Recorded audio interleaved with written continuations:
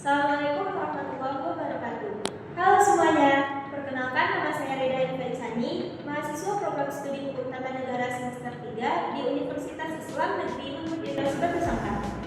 Pada kesempatan kali ini, saya akan membahas mengenai fikih siasa maliyah, di mana fikih adalah hukum, siasa adalah pemerintahan, dan maliyah adalah keuangan negara. Jadi, secara sederhana, fikih siasa maliyah adalah cabang dari ilmu fikih siasa yang membahas mengenai keuangan negara, yang terkhusus dalam konteks pengelolaan keuangan negara dan pencegahan korupsi di Indonesia, juga pajak, zakat, atau sebaliknya, zakat dan juga pajak.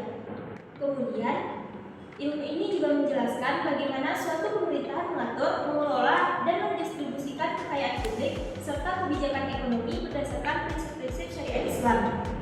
Tujuan utamanya adalah untuk menjamin keadilan ekonomi dan kesejahteraan rakyat, mencegah penyalahgunaan harta, kemudian serta memastikan agar setiap kebijakan yang menyangkut keuangan publik dilakukan dengan amanah, adil, dan juga transparan.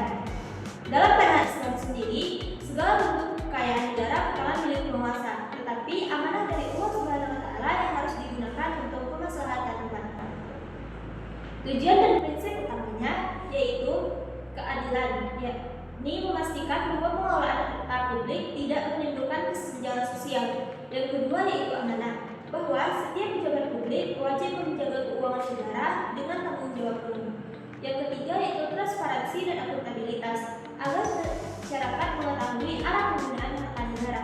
Yang terakhir kemanfaatan atau masalah, bahwa kebijakan ekonomi harus membawa manfaat bagi umat, bukan hanya sekedar golongan.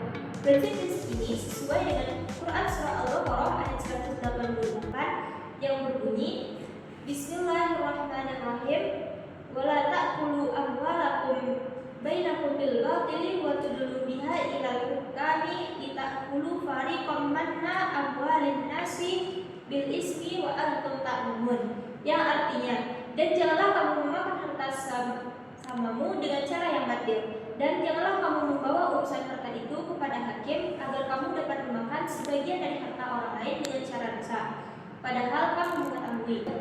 Pada ayat ini menegaskan bahwa pengelolaan harta publik secara tidak jujur termasuk korupsi merupakan dosa besar dan bentuk pengkhianatan terhadap amanah Allah.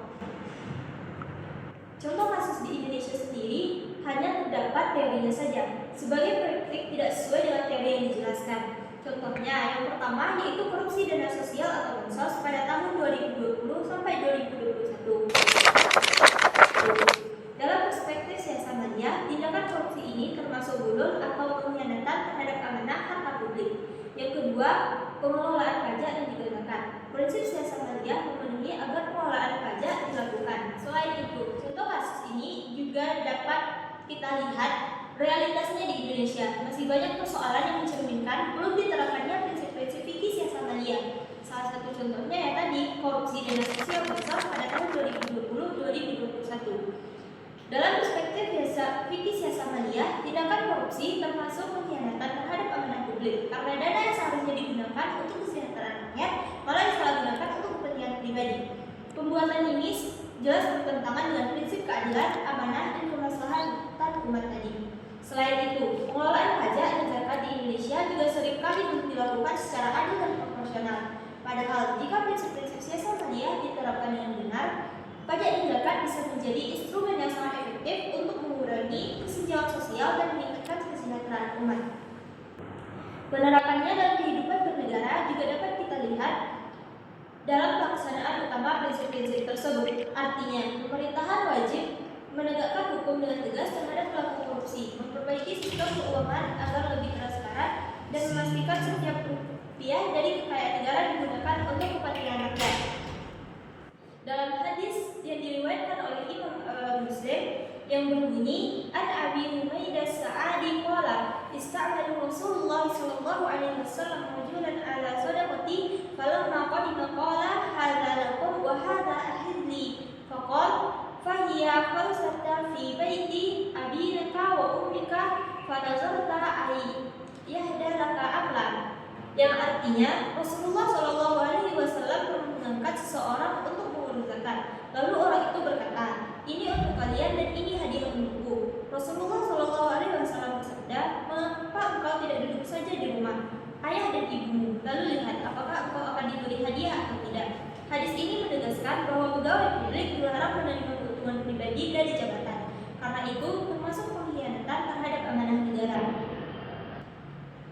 Lanjut daripada itu, hadis ini juga menjadi dasar bahwa setiap pejabat publik, mulai dari yang tertinggi sampai yang paling bawah, memiliki tanggung jawab moral dan agama untuk menjaga keuangan negara secara amanah. Dari penjelasan tersebut dapat kita simpulkan bahwasanya fikih siyasah maliyah bukan hanya konsep hukum Islam, tetapi juga pedoman moral dan sosial bagi pengelolaan keuangan negara. Jika prinsip-prinsipnya diterapkan dengan sungguh-sungguh, maka negara akan terhindar dari praktik korupsi, penyalahgunaan wewenang, dan ketimpangan ekonomi. Negara yang baik adalah negara yang mengelola hartanya dengan adil, amanah, dan sesuai syariat, demi terciptanya kemaslahatan rakyat secara